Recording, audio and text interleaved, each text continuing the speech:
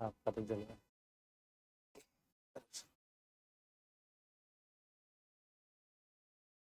नमस्कार साथियों, कैसे हैं आप सब लोग।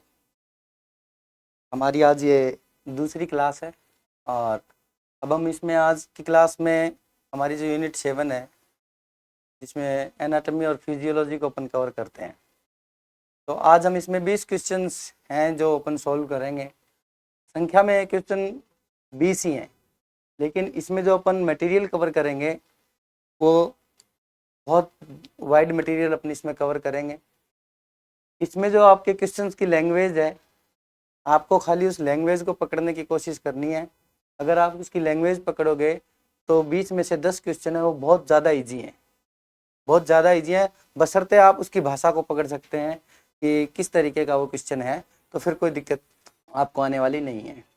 तो स्वागत आपका सभी फ्यूचर पीटीआईज का।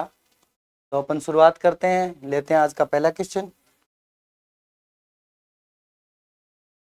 देखिए अपना पहला क्वेश्चन है, आ जाइए। जो लोग जुड़ गए हैं उनका बहुत बहुत स्वागत है, और जो लोग अभी तक नहीं जुड़े हैं, आपके कोई फ्रेंड्स आपके साथ वाले, उनको बुला लीजिए। क्लास शुरू कर रहे हैं अपन।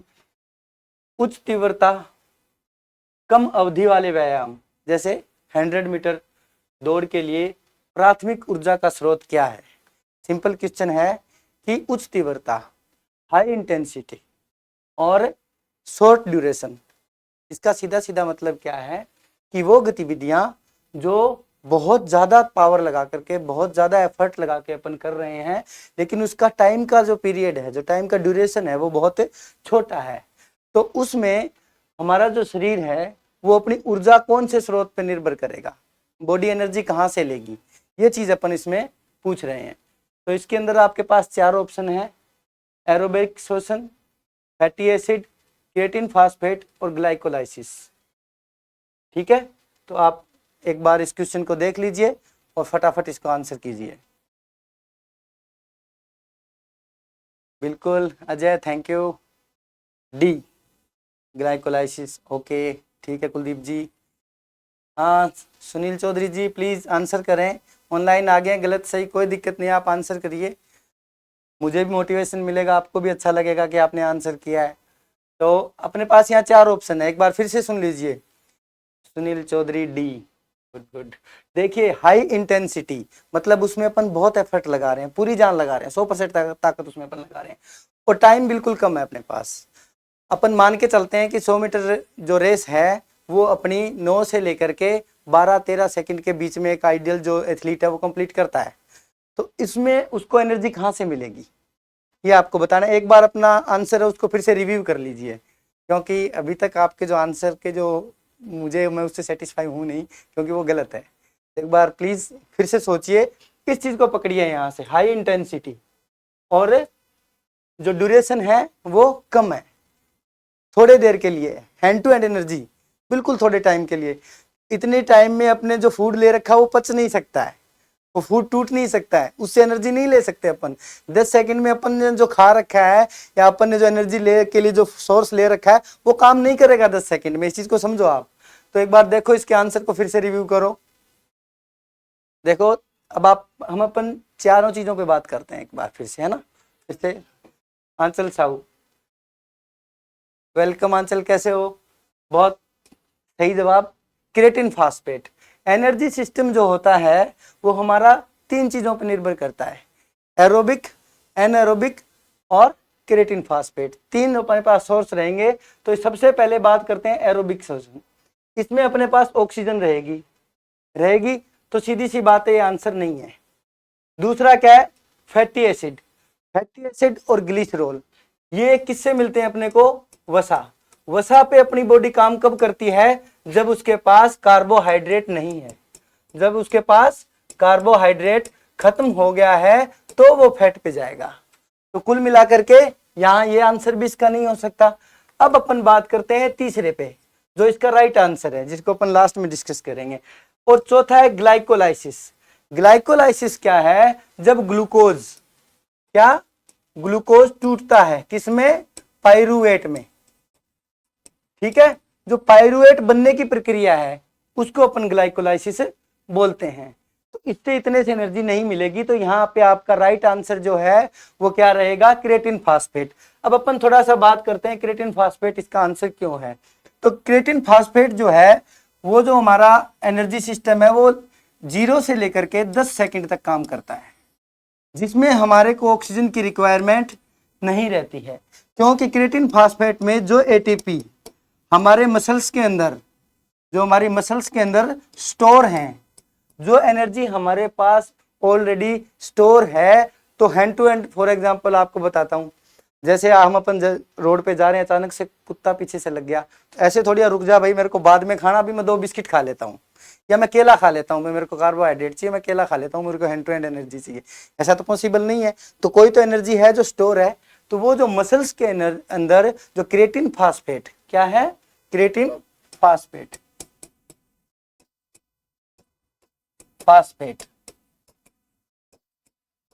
वो स्टोर रहता है। इसका जो एक फास्फेट है, फास्फेट एटीपी की अपन बात कर लेते हैं थोड़ी सी यहाँ पे, एटीपी, एडिनोसिन ट्राई फास्फेट, ठीक है। तो यहाँ पे जो फास्फेट शब्द आया, इसका ट्राई का मतलब है 3 और चौथा है इसमें अपने आगे जो लिखा हुआ है फास्फेट। क्रिएटिन फास्फेट का जो फॉस्फेट है वो टूटकर हैंड टू हैंड एडीपी को एटीपी में बदल देता है, और 0 से 10 सेकंड में हम जो मसल्स के अंदर स्टोर एनर्जी है, जो हमारे पास एटीपी पहले से बने हुए हैं, उनको हम काम में लेते हैं। तो ये आप ध्यान रखना कि टाइम ड्यूरेशन के हिसाब से समझने की कोशिश करो कि जो सबसे छोटा पीरियड है, जो 0 से लेकर के 10 सेकंड का है, उसमें अपने एनर्जी का सोर्स है वो क्या रहेगा, क्रिएटिन फास्फेट रहेगा, ठीक है। उसके बाद अनएरोबिक और फिर एरोबिक, थोड़ी सी एनारोबिक और एरोबिक की भी बात अपन यहाँ पे कर लेंगे। मैं थोड़ा जल्दी पढ़ाने की कोशिश इसलिए कर रहा हूँ क्योंकि ये क्वेश्चन होने को 20 क्वेश्चन है, लेकिन अगर मैं इसको बहुत धीरे धीरे पढ़ाऊंगा तो इसमें चाहे मैं 2 घंटे खराब कर दूं, चाहे 4 कर दूं, लेकिन मैं कोशिश करूंगा फटाफट इसको अपन कवर करें। तो एनर्जी के सोर्स में सबसे पहले कौन है, क्रिएटिन फास्फेट। क्या है, क्रिएटिन फास्फेट। ये कितनी देर काम करेगा, 0 से लेकर के 10 सेकंड तक। अब क्या होगा, 10 सेकंड से लेकर के और 2 मिनट तक, 10 सेकंड से लेकर के 2 मिनट तक हमारा जो अवायवीय है, अनएरोबिक, एनारोबिक सिस्टम काम करेगा, ठीक है। इसमें ऑक्सीजन नहीं है तो इसमें क्या बनेगा, इसमें बनेगा लैक्टिक एसिड। क्या बनेगा, लैक्टिक एसिड। इससे में होती है थकान।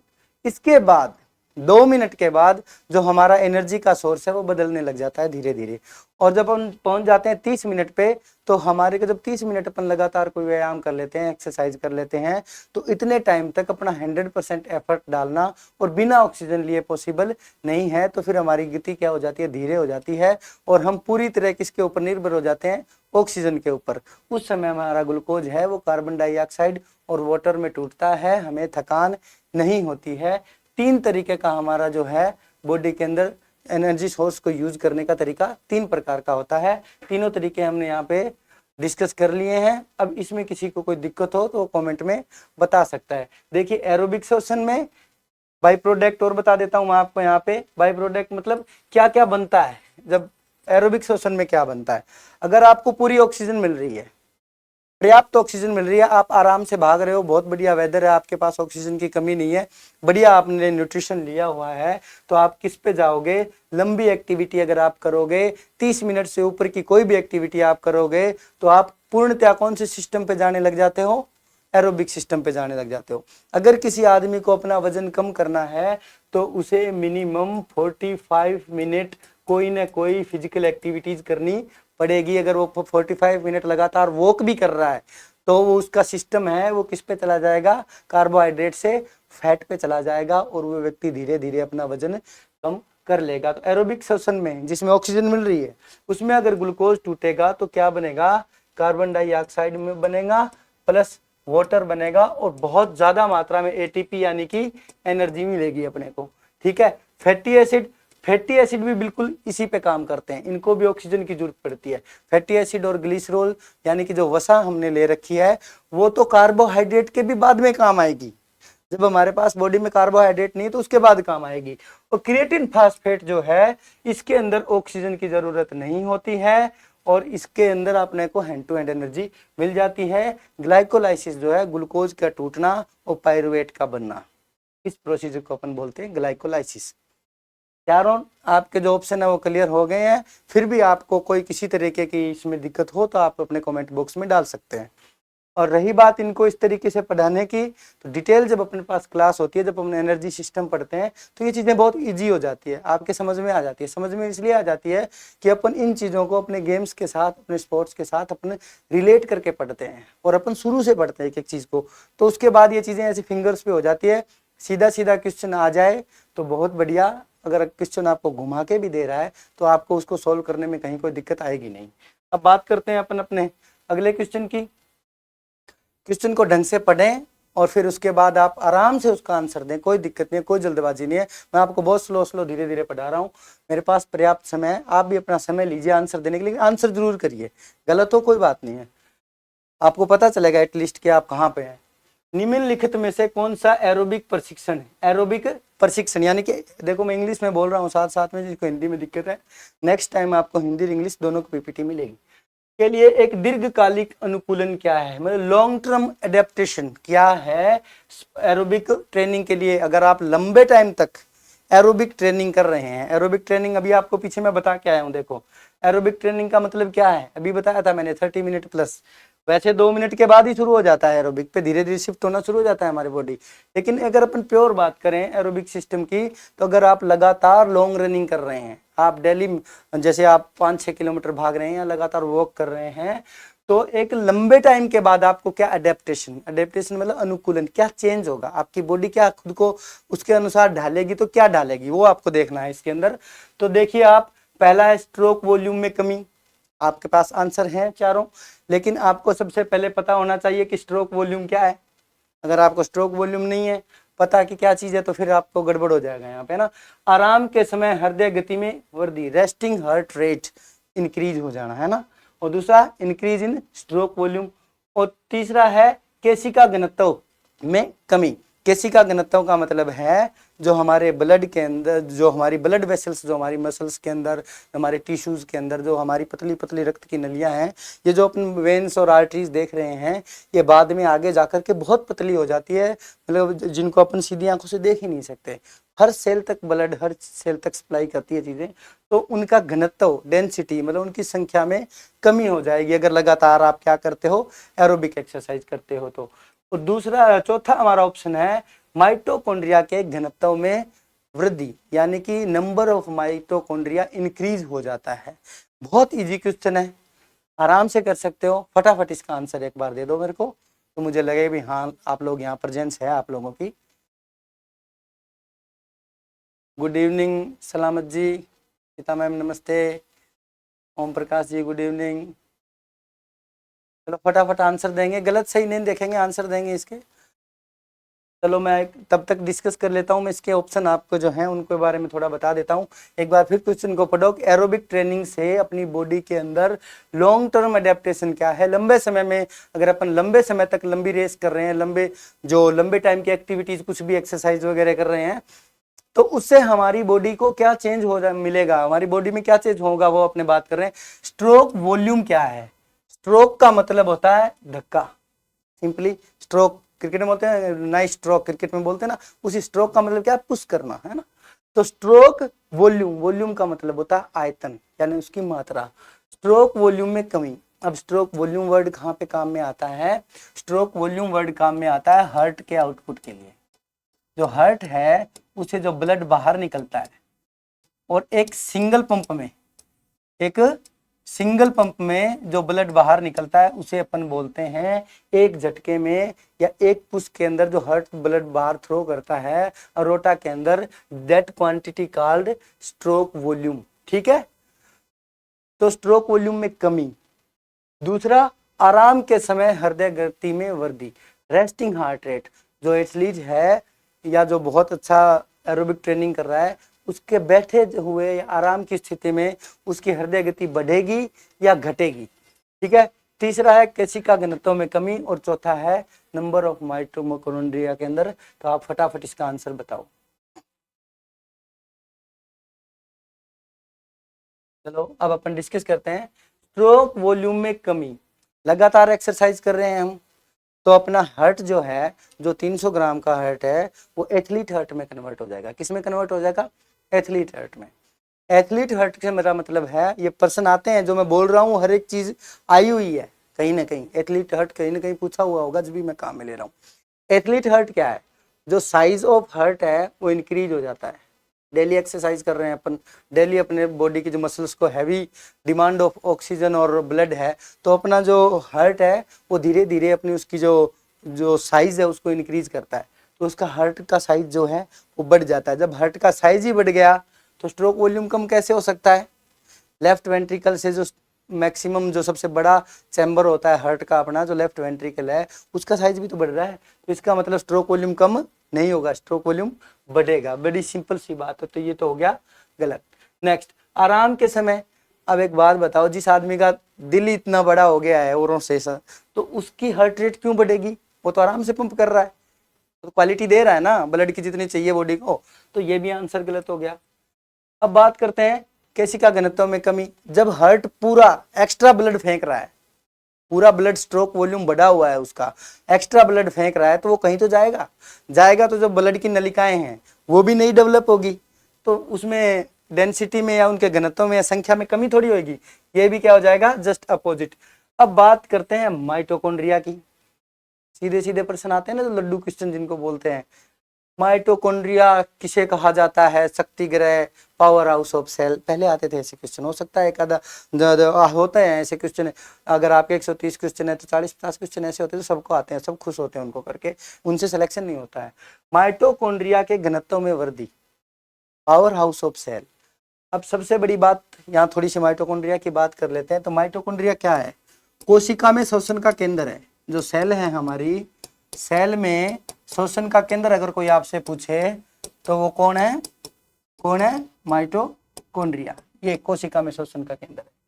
कोशिका के अंदर जो ऑक्सीजन जाती है, कार्बन डाइऑक्साइड बाहर निकलती है, और वो फिर फेफड़ों से बाहर निकलती है। उस सब प्रोसीजर की शुरुआत या सबसे छोटी जगह कौन सी है? यहाँ पे माइटोकॉन्ड्रिया के अंदर ही कार्बन डाइऑक्साइड का निर्माण होता है और ऑक्सीजन का उपयोग होता है। ठीक है।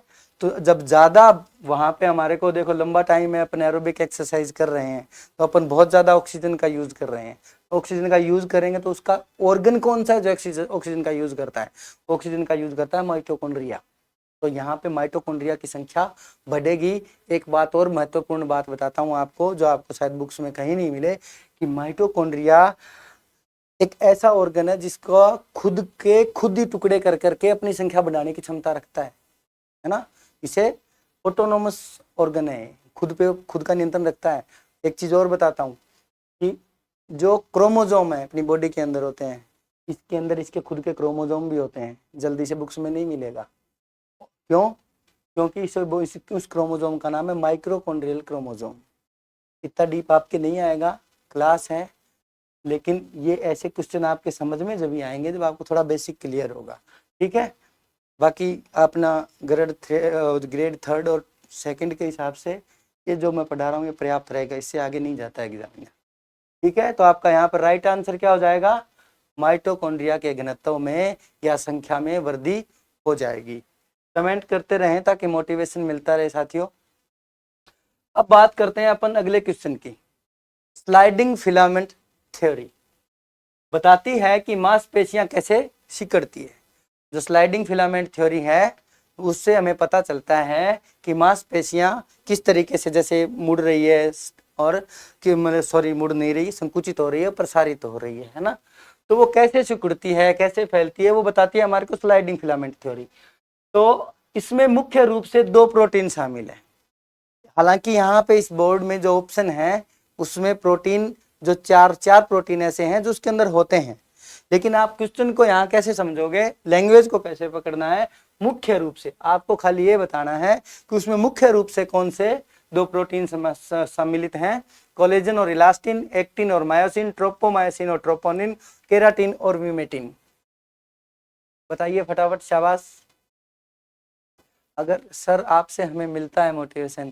Thank you Ajay. अजय आप बहुत इंटेलिजेंट हैं, आपने बहुत अच्छे अच्छे एग्जाम क्रैक किए, उसके लिए आप लोगों ने मेरा भी नाम रोशन किया है, थैंक यू उसके लिए।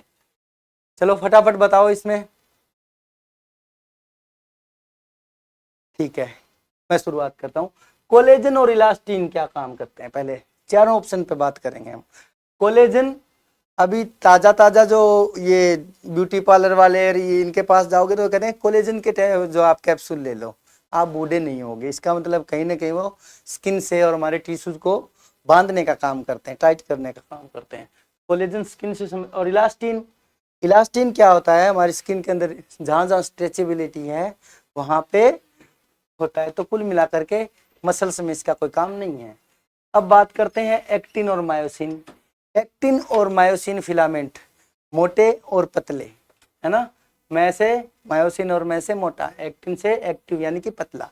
एक्टिन और मायोसिन जो फिलामेंट हैं वो एक दूसरे पे ऐसे स्लाइड करते हैं, जैसे स्लाइड करते हैं मसल एक दूसरे के साथ, जो मसल के जो फाइबर है वो कॉन्ट्रैक्ट होते हैं, मसल पास में आती है, उसका साइज मोटा हो जाता है, लेंथ हो जाती है कम। जैसे हाथ को मोड़ना है तो जैसे जैसे पास में आएंगे हाथ मुड़ता जाएगा, और जैसे जैसे दूर जाएंगे इस तरीके से हाथ सीधा हो जाएगा। एक्टिन और मायोसिन इसका राइट आंसर है। बात करते हैं ट्रोपोनिन और ट्रोपोमायोसिन, ये भी मसल्स के अंदर होते हैं जो कैल्शियम बाइंडिंग के का काम करते हैं। कैल्शियम बाइंडिंग जब इनके साथ होती है तब ये ओपनिंग देते हैं और क्रॉस ब्रिजेस बनते हैं, ठीक है। इसके बाद बात करते हैं केराटिन और विमेटिन। केराटिन हमारे बालों के लिए महत्वपूर्ण, विमेटिन जो होता है सेल्स को आपस में, कोशिकाओं को शरीर के आपस में बांधने का काम करता है। ये इसके चारों आंसर हैं। आपका राइट आंसर रहेगा यहाँ पे एक्टिन और मायोसिन। अगर आपको लगे, पता है क्या मेरे साथ कई बार हो चुका है, कई बार होता भी है, सबके साथ ही होता है, जो क्वेश्चन आपको आ रहे होते हैं वो आपको हर जगह मिल भी रहे होते हैं, है ना। जो क्वेश्चन आपको आ रहे होते हैं वो आपको हर बुक में मिल रहे होते हैं, हर आदमी से आप नोट्स लोगे उसमें आपको मिलेंगे। लैंग्वेज, अगर आप खाली लैंग्वेज पकड़ लेते हो क्वेश्चन की तो आप एग्जाम क्रैक कर सकते हो, क्योंकि सारे क्वेश्चन हार्ड नहीं होते हैं, कुछ की लैंग्वेज भी हार्ड होती है। कॉन्सेप्शनल क्वेश्चन है उनको पकड़ो, ऐसी कोई विशेष बात नहीं है। अगर आपको हार्ड लगेगा तो मैं तो अगले में थोड़ा और नीचे कर लेंगे, जीरो से भी शुरू करेंगे अपन, अभी जीरो से भी शुरू करेंगे, कोई दिक्कत नहीं है। जो बच्चे मेरे पास होंगे उनको मैं जीरो से शुरू करवाता हूँ, सेल से शुरू कराता हूँ, मोलिक्यूल से शुरू कराता हूँ। वह बिंदु जिस पर रक्त में लैक्टिक एसिड का संचय तेजी से शुरू हो जाता है उसे किस नाम से जाना जाता है। बहुत बेहतरीन क्वेश्चन है, शानदार क्वेश्चन है, मतलब पर्सनली अगर मैं पेपर बनाऊं तो जरूर दूं। वह बिंदु जिसके ऊपर लैक्टिक एसिड का एक्यूमुलेशन यानी कि उसका जमना शुरू होता है उसे किस नाम से जाना जाता है, जल्दी जल्दी बताएं। VO2 max, AYV सीमा, एनारोबिक लिमिटेशन, वेंटिलेटरी थ्रेशोल्ड और रक्त लैक्टेट की शुरुआत। रक्त लैक्टेट संचय की शुरुआत यानी OBLA। फटाफट बताओ इसका आंसर, आंसर बताओ, शर्माओ मत, कोई बड़ी बात नहीं है।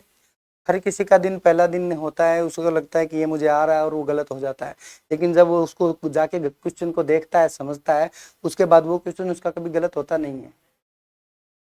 सबके कभी न कभी क्वेश्चन गलत हुए होंगे, सुधार हुआ होगा, सिलेक्शन हुए होंगे, ठीक है। फटाफट आंसर करो। ओम प्रकाश जी, जैसा भी आ रहा है कोई दिक्कत नहीं है, आंसर करिए आप। चार चीजें, चार ऑप्शन है, चारों बताऊंगा, 4 क्वेश्चन क्लियर होंगे, उनके साथ 10 बातें और बताऊंगा। AYV सीमा, देखो यहाँ पे मैं आपको बता दूं, VO2 max का आगे क्वेश्चन है उसमें एक्सप्लेन करेंगे। AYV सीमा, ये जो एनारोबिक जो लिमिटेशन है वो है, वेंटिलेटरी थ्रेशोल्ड है, और चौथा है रक्त लैक्टेट संचय की शुरुआत। फटाफट बताओ। राइट आंसर मैं बता देता हूँ, शायद आपके लिए हल्का सा भारी हो गया है क्वेश्चन। यहाँ पे क्या होता है, जब अपन एक्सरसाइज करते हैं, हार्ड एक्सरसाइज, नॉर्मल नहीं हार्ड एक्सरसाइज करते हैं, तो एक पॉइंट आता है वहां पे जाके हमें थकान होनी शुरू हो जाती है ना, हमारे को चक्कर आने लग जाते हैं, मिचली आने लग जाती है, ऐसे लगता है मैं ये नहीं कर पाऊंगा ना। वो एक्चुअल में क्या हो जाता है, जब बॉडी में ऑक्सीजन की कमी हो जाती है ना, तो ऑक्सीजन की कमी में जो अपन ने पीछे पढ़ा था AYV श्वसन, एनारोबिक रेस्पिरेशन, उसमें क्या होता है, हमें ऑक्सीजन मिलती नहीं है, और जो ग्लूकोज होता है ना वो टूटने के बजाय सड़ना शुरू हो जाता है ऑक्सीजन की कमी में, और क्या बनना शुरू हो जाता है, लैक्टिक एसिड। ये वो जो पॉइंट है ना, इसमें क्या होता है कि जो साथ साथ लैक्टिक एसिड जो है वो जो एक्यूमुलेट हो रहा है, जम रहा है, वो साथ साथ टूटता रहता है, यूज आता रहता है। लेकिन एक पॉइंट ऐसा आता है जहाँ ऑक्सीजन की कमी हो जाती है और वो धीरे धीरे जमना शुरू हो जाता है और वो घुलना हो जाता है बंद। तो वो जो बिंदु है उसे अपन क्या बोलते हैं, OBLA, onset of blood lactate accumulation. क्या बोलते हैं, onset of blood lactate accumulation. ये ऐसी शॉर्ट टर्म्स आपके एग्जाम में आ सकती है। ठीक है, होता कितना है अपने ब्लड के अंदर, अगर अपन बात करें अपनी साधारण स्थिति के अंदर, तो 1 mol पर लीटर, इतना हमारे अंदर लैक्टेट नॉर्मल कंडीशन के अंदर रहता है, 1 मिलीमोल पर लीटर के अंदर, तो इसमें कोई दिक्कत नहीं है। जब अपन एक्सरसाइज करना शुरू करते हैं तो ये जो बिंदु है, जब अपना यहाँ पे हो जाता है 4 मिलीमोल पर लीटर, ये जो होता है ये होता है इबोला की शुरुआत, ओबला की शुरुआत। ठीक है, और अपन बहुत ज्यादा हार्ड एक्टिविटी कर रहे हैं, भयंकर एक्सरसाइज कर रहे हैं, तो हमारा उस टाइम हमारी बॉडी के अंदर लैक्टेट कितना रहता है, 8 से 15 मिलीमोल पर लीटर। कहीं कोई पूछ ले, कोई फर्स्ट ग्रेड की तैयारी कर रहा हो तो इसको अलग से लिख सकता है, क्वेश्चन आ सकता है, यहाँ से कुछ ना कुछ उठ सकता है, अच्छा क्वेश्चन। अब बात करते हैं अगले क्वेश्चन की। व्यायाम के दौरान रक्त में हीमोग्लोबिन का मुख्य कार्य क्या है? बहुत इजी क्वेश्चन है, लड्डू क्वेश्चन, एक पेपर में सारे क्वेश्चन होते हैं। गुड इवनिंग मनुष्य। अब व्यायाम के दौरान रक्त में हीमोग्लोबिन का मुख्य कार्य क्या है? इतना इजी क्वेश्चन है, बहुत लड्डू क्वेश्चन है, आराम से आपको आना चाहिए। हीमोग्लोबिन क्या करता है? ठीक है, मांसपेशियों तक ग्लूकोज पहुंचाता है। होता क्या है, एक सबसे बड़ी प्रॉब्लम पता है क्या है, हम हिंदुस्तानियों के अंदर हमें जल्दबाजी बहुत होती है, क्वेश्चन को पढ़ना नहीं है, पहले उत्तर दे देना है ना, उसमें दिक्कत हो जाती है। तो आपको पहले क्वेश्चन को आराम से देखो, आप इसको पढ़ो, 4 ऑप्शन पढ़ो, 10 क्वेश्चन छूट गए आपके, कोई दिक्कत नहीं, लेकिन आपने 120 सही कर दिए ना, तो आपका सिलेक्शन हो जाएगा। बजाय कवरिंग के सही क्वेश्चनों को पकड़ने की कोशिश करो। मांसपेशियों तक ग्लूकोज पहुंचाना। दूसरा है फेफड़ों से ऊतकों तक ऑक्सीजन लेके जाना। रक्तचाप को नियंत्रित करना और मांसपेशियों के संकुचन के लिए कैल्शियम को संग्रहित करना। आपको अगर सही आंसर आ रहा है बहुत बढ़िया, शाबाश मानुषी, गुड इवनिंग, नाइस, बहुत अच्छे। अब आपको ये भी देखना है कि 4 ऑप्शन, जब भी किसी क्वेश्चन को कहीं भी आप सॉल्व कर रहे हो, स्पेशली अगर वो ऑब्जेक्टिव क्वेश्चन है, तो आपका ये ध्यान रहना चाहिए, एक तो मैंने कर लिया है जो मुझे आता है, उसके बाद जो 3 बच गए हैं वो क्या है, अगर आप ये फाइंड आउट करने लग गए तो आप कंप्लीट तैयारी कर सकते हो। क्योंकि 3 चीजें और भी हैं, वो भी कुछ न कुछ तो वो है, आ रहा है तो ठीक है आप उसे लेफ्ट करो, और अगर नहीं आ रहा है तो फिर आप उसके बारे में पढ़ो। मांसपेशियों तक ग्लूकोज पहुंचाना, मसल्स तक ग्लूकोज पहुंचाना। अब देखिए ये काम कौन करता है, ब्लड करता है, ब्लड में हीमोग्लोबिन होता है, लेकिन हीमोग्लोबिन ग्लूकोज को लेके नहीं जाता है, बाइंड अप नहीं करता है अपने साथ। ठीक है, दूसरा है फेफड़ों से ऊतकों तक, जो लंग्स है वहां से लेकर के और टिश्यू तक क्या लेके जाना है, ऑक्सीजन। ऑक्सीजन किसको बांधती है, ऑक्सीजन किससे बंध के जाती है, हीमोग्लोबिन के साथ बंध के जाती है। राइट आंसर आपका ये है, कैसे अभी बात करेंगे अपन। इसके बाद रक्तचाप को नियंत्रण करना, रक्तचाप को नियंत्रण हीमोग्लोबिन नहीं करता है। ठीक है, मांसपेशियों के संकुचन के लिए, मसल कॉन्ट्रैक्शन के लिए कैल्शियम को संग्रहित करना। कैल्शियम को स्टोर कौन करता है, हीमोग्लोबिन तो नहीं करता है, कौन करता है, कैल्शियम को स्टोर करता है सार्कोप्लाज्मिक रेटिकुलम, SR, जो हमारी नॉर्मल सेल के अंदर होती है एंडोप्लाज्मिक रेटिकुलम होती है, वैसे ही अपनी जो मसल सेल के अंदर सार्कोप्लाज्मिक रेटिकुलम बोलते हैं, उसको क्या बोलते हैं, सार्कोप्लाज्मिक रेटिकुलम, उसमें कैल्शियम अपना इकट्ठा रहता है। कुल मिलाकर के आपका आंसर यहाँ क्या रहेगा, ऑक्सीजन को लेके जाना। अब बात करते हैं थोड़ी सी हीमोग्लोबिन पे। हीमोग्लोबिन क्या है, बहुत सारी चीजें एक ही दिन में क्लियर हो जाएगी आपके। हीमोग्लोबिन 2 अक्षर है इसके अंदर, देखिए जहां भी कंफ्यूजन हो उस वर्ड को तोड़ दो, हिम प्लस ग्लोबिन।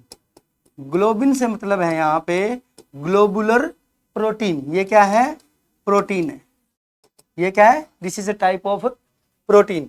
हिम का मतलब क्या है, लोहा, लोहे के ऊपर चार्ज रहता है प्लस का, ऑक्सीजन के ऊपर चार्ज रहता है माइनस का, है ना, ऑक्सीजन हमेशा माइनस चार्ज होती है, तो वो लोहा जो है उसके अंदर जो Fe जो है वो ऑक्सीजन को पकड़ लेता है और बना लेता है यहाँ पर ऑक्सीजन, हीमोग्लोबिन जब ऑक्सीजन से मिलता है तो यहाँ पे क्या बना लेता है, क्या बना लेता है, ऑक्सी हीमोग्लोबिन, क्या बना लेता है, ऑक्सी हीमोग्लोबिन। ये ऑक्सी हीमोग्लोबिन जाता है कहाँ पर, अपने ऊतकों तक या सेल तक जाता है, वहां पे जाके ऑक्सीजन को तो देता है छोड़, ऑक्सीजन की जरूरत है ना कोशिका को, ऊतकों को, तो वहां पे ऑक्सीजन तो छोड़ देगा और क्या पकड़ लेगा, कार्बन डाइऑक्साइड को पकड़ के वापस कहाँ लेके आएगा, किसके पास लेके आएगा, फेफड़ों के पास। तब यहाँ क्या बनेगा, यहाँ बनेगा कार्बोक्सी हीमोग्लोबिन, क्या बनेगा, कार्बोक्सी हीमोग्लोबिन, क्या बनेगा, कार्बोक्सी हीमोग्लोबिन, ठीक है, और ये फेफड़ों में जाकर के वहां पे एल्वियोली के थ्रू छोड़ देगा, ठीक है। तो आपको पढ़ना, अगर आप पढ़ रहे हो तो चीजों को अच्छे से, उसको चीजों को मैनेज करके पढ़ो, जड़ से लेके ऊपर तक पढ़ो, क्वेश्चन कहीं नहीं जाएंगे। नेक्स्ट की बात करते हैं, ये प्रयास कोचिंग में ऑनलाइन टेस्ट सीरीज कब से स्टार्ट है, हमारा 17 को सेमिनार है, उसमें सारी चीज़ें डिसाइड हो जाएगी, सारी चीज़ें आपको इन्फॉर्म कर दी जाएगी।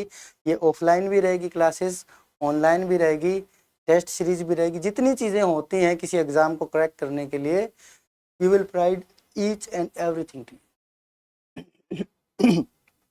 लंबी दूरी की दौड़, जैसे सहन शक्ति वाली यानी कि एंडोरेंस वाली गतिविधियों के लिए किस प्रकार का मांसपेशीय फाइबर उपयुक्त है, बहुत इजी प्रश्न है, और मैं कह रहा हूँ एक नहीं कम से कम 20 एग्जाम के अंदर आता है, मतलब आ चुका है, जो मैं देख चुका हूँ मेरी आंखों से इस क्वेश्चन को, इसके आसपास के क्वेश्चन आ जाते हैं।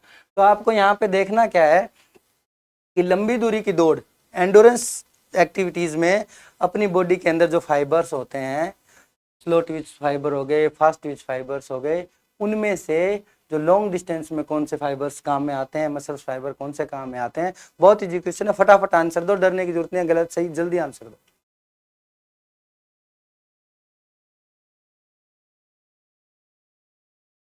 रिस्पॉन्स नहीं आ रहा है, बाकी सब चीजें ठीक है, चलो मैं ही बात करता हूँ।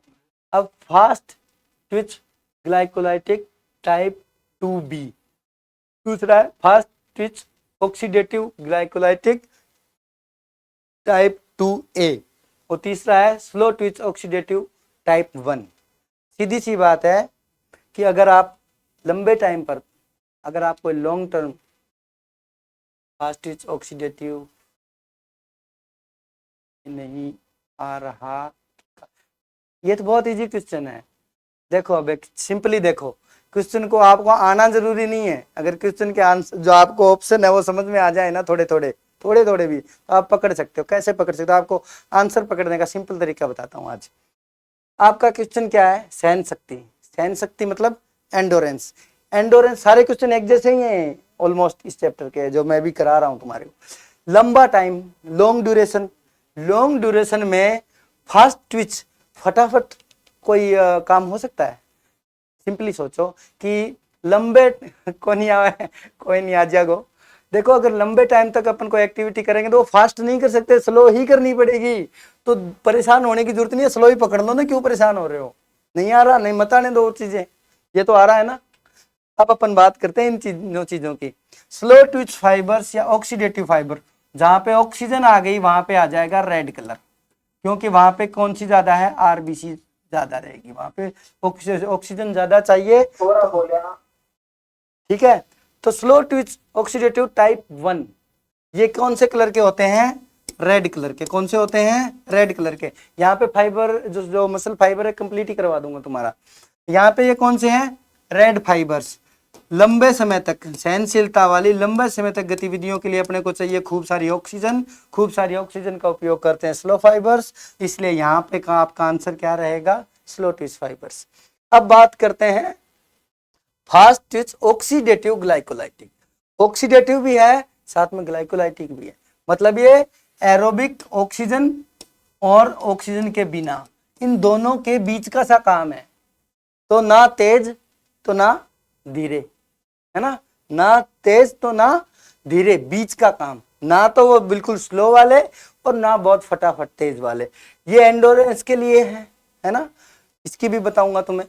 तो यहाँ पे क्या रहेगा, ये भी नहीं हो सकता क्योंकि ये स्लो के साथ ऑक्सीजन यूज नहीं कर रहा है, तो आंसर ये भी नहीं रहेगा।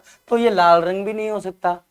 ऊपर वाले हैं ये व्हाइट कलर के होते हैं, कैसे होते हैं, व्हाइट कलर के, तो ये व्हाइट भी नहीं हो सकता।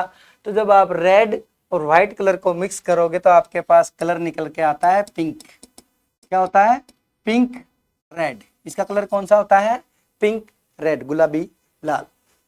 अब बात करते हैं अपने तीसरे टाइप के फाइबर्स की, type 2B, fast Twitch fibre. Fast Twitch fibres, अगर ये एंडोरेंस हमारे को दे रहा है तो फास्ट ट्विच फाइबर हमारे को क्या देगा, स्ट्रेंथ देगा। क्या देगा, स्ट्रेंथ, यानी कि ताकत। और बहुत सारी ताकत आप बहुत ज्यादा देर नहीं लगा सकते, आप एक लिमिटेड टाइम तक अपनी ताकत लगा सकते हो, पूरी ताकत, है ना। लंबे टाइम तक आप एंडोरेंस एक्टिविटी कर सकते हो। स्ट्रेंथ की कितनी देर कर लोगे आप, आपको कह दिया कि आप मैक्सिमम वेट उठाओ, कितनी देर उठाओगे, है ना, तो पूरी ताकत के साथ कितनी दूर भागोगे। तो यहाँ पे फास्ट ट्विच फाइबर जो है टाइप 2B। तो यहाँ पे अपन ने यहाँ पे बात कर ली थी एंडोरेंस की, एंडोरेंस को अपन कर सकते हैं स्लो स्लो, तो स्लो ट्विच फाइबर्स इसका आंसर होगा। बाकी चाहे हमें आए और चाहे नहीं आए।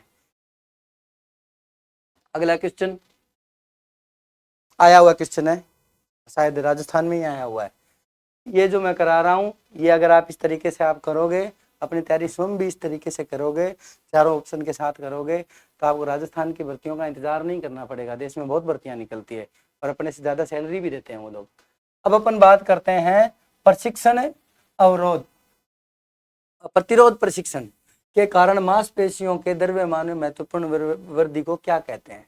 जो हमारी प्रतिरोध, रेजिस्टेंस, है ना, रेजिस्टेंस ट्रेनिंग, रेजिस्टेंस ट्रेनिंग अपन किससे करते हैं, वेट से, है ना। मांसपेशियों के द्रव्यमान में महत्व, रेजिस्टेंस ट्रेनिंग हमेशा ध्यान रखना किससे होगी, वजन के साथ। तो द्रव्यमान में, मांसपेशियों के द्रव्यमान में, यहाँ पे वॉल्यूम बढ़ रहा है, उसका द्रव्यमान बढ़ रहा है। तो महत्वपूर्ण वृद्धि को, अगर मसल जो अपनी मांसपेशी है, मसल्स है, उसका द्रव्यमान बढ़ रहा है, उसका वजन बढ़ रहा है, तो उसको अपन क्या कहेंगे। बहुत अच्छा क्वेश्चन सराज जी, बिल्कुल सही आंसर आ गया है हमारे पास, हाइपरट्रॉफी। क्या बोलेंगे इसको, हाइपरट्रॉफी। जो क्वेश्चन आए हुए हैं एग्जाम्स में वो मुझे पता है, आप पकड़ लोगे आराम से, उसमें कोई इश्यू नहीं है। तो यहाँ पे हाइपरट्रॉफी, दूसरा ऑप्शन ये आपका राइट आंसर है, पहले ही बता देता हूँ। दूसरा एट्रोफी, हाइपरप्लासिया और ओस्टियोपेरेसिस। यहाँ पे 3 चीजें और भी है, इनके बारे में अगर आप कुछ जानते हो तो कमेंट में डालो, फटाफट डालो।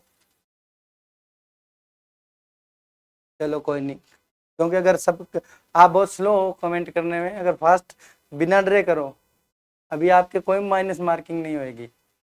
चलो यहाँ बात करते हैं हाइपरट्रोफी। हाइपरट्रोफी क्या है, समझो। हाइपरट्रोफी है increase in size of muscle. जो मसल के जो फाइबर्स हैं, जो सेल्स हैं, वो ऑलरेडी नंबर वही है, बस उनका साइज इंक्रीज हो रहा है, हाइपर हो गए, हाइपरट्रोफी, है ना, तो उसका साइज बढ़ेगा।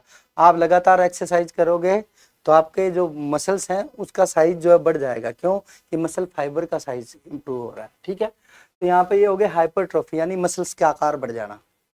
एट्रोफी क्या है, जब आप एक्सरसाइज नहीं कर रहे, है ना, और लगातार मतलब आप काफी दिन ट्रेनिंग से दूर हो गए, तो मसल्स का साइज जो है वो घटने लग जाएगा। क्या हो जाएगा, घटने लग जाएगा, डिक्रीज होने लग जाएगा। हाइपरट्रोफी का जस्ट उल्टा, इसमें साइज जो है वो बढ़ेगा। इसमें क्या होगा, साइज बढ़ेगा, और इसमें साइज क्या है, घटेगा, ठीक है। अब तीसरा जो ऑप्शन है वो भी इससे मिलता जुलता है। इसमें हाइपरप्लासिया क्या है, व्हाट इज हाइपरप्लासिया। हाइपरप्लासिया में आपका साइज नहीं बढ़ेगा ना ही घटेगा, इसमें नंबर ऑफ मसल सेल हैं वो बढ़ेगी, जो मांसपेशी कोशिकाएं हैं उनकी संख्या बढ़ जाएगी, और जो मोस्टली ह्यूमन बींग्स के अंदर बहुत कम होता है। कोई डाई हार्ड फैन हो वेट ट्रेनिंग का, बहुत ज्यादा दिन रात वेट ट्रेनिंग करने वाला, खूब मालताल खाने वाला, उस आदमी के हाइपरप्लासिया हो सकती है, उसके नंबर ऑफ सेल बढ़ सकता है। अब बात करते हैं ओस्टियोपोरोसिस, अस्थि मज्जा।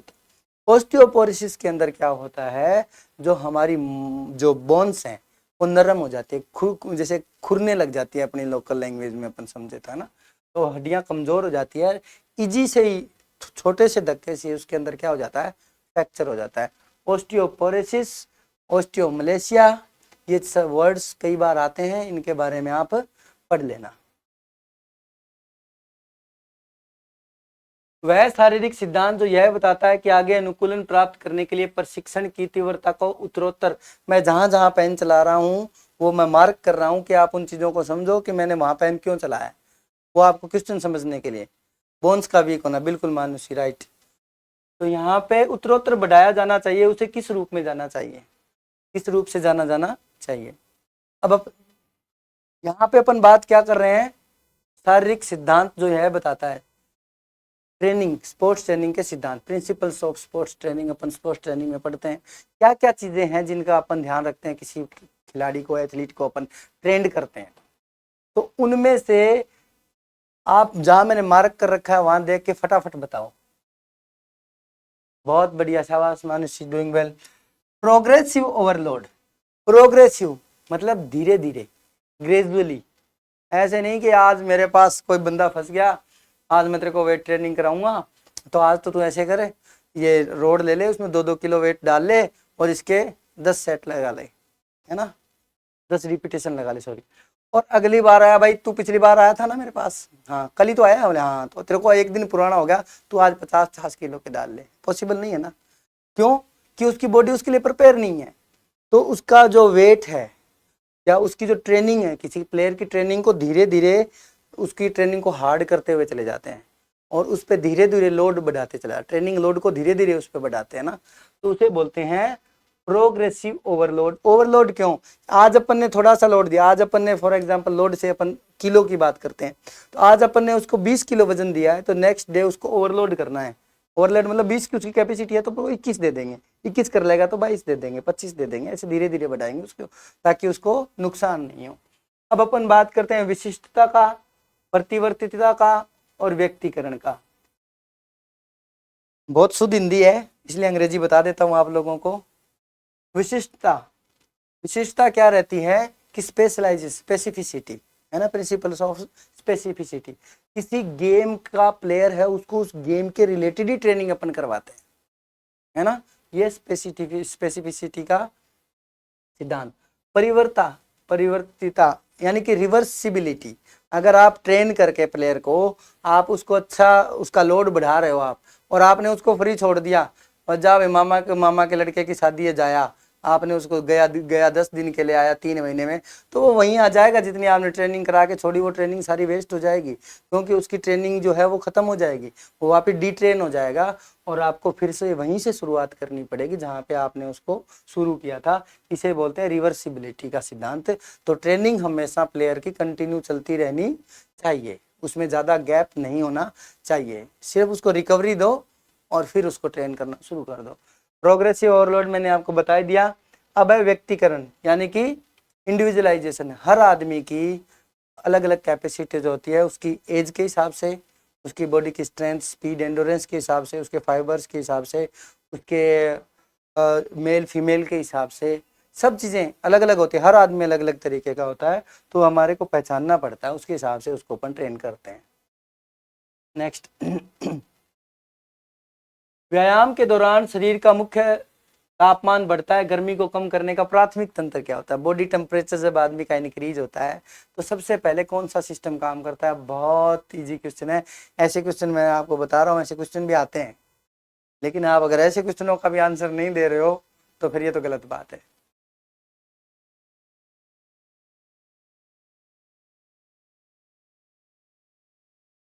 पीरियोडाइजेशन की बात कर रहे हो मानुषी?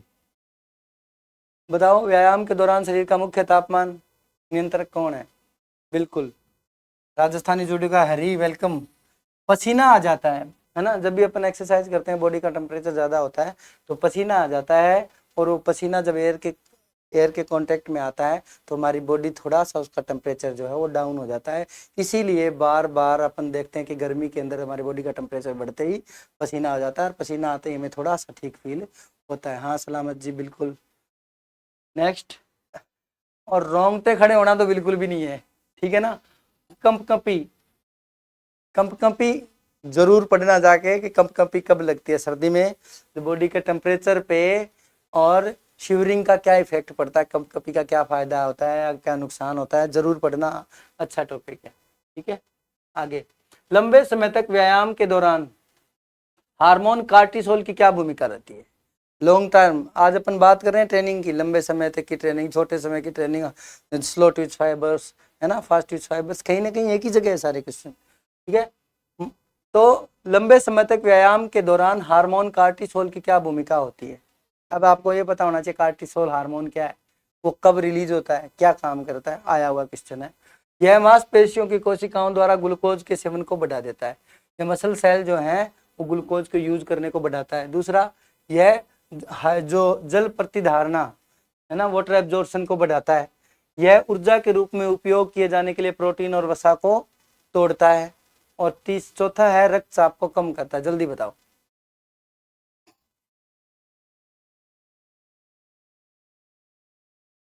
मीजो, मैक्रो, माइक्रो, बिल्कुल। पीरियोडाइजेशन मोड देखो, अपने इतना डीप पीरियोडाइजेशन है नहीं सिलेबस में, पीरियोडाइजेशन ऊपर ऊपर का पीरियोडाइजेशन आता है, कई बार तो ऐसे आ जाता है कि माइक्रो कितने दिन का, मीजो कितने दिन का, ऐसा आ जाता है। लेकिन मुझे नहीं लग रहा जिस तरीके से आप लोगों का कंपटीशन बढ़ रहा है आने वाले टाइम में, तो वहां तक अपन जरूर कवर करेंगे। और बाकी किसी को कोई दिक्कत हो तो एक सिंपल लैंग्वेज के अंदर मटेरियल प्रोवाइड करा दूंगा मैं, वो ये मेरा वादा है हर किसी से, ठीक है। क्योंकि जब तक फिजिकल एजुकेशन लोगों तक पहुंचेगी नहीं, सब्जेक्ट पहुंचेगा नहीं, नॉलेज पहुंचेगा नहीं, किसी का डेवलपमेंट नहीं होना चाहिए। ये जो होता है ना, मेरा मटेरियल में दबा के बैठ जाऊं, उससे कोई फर्क नहीं पड़ता, पढ़ने वाले निकल जाते हैं।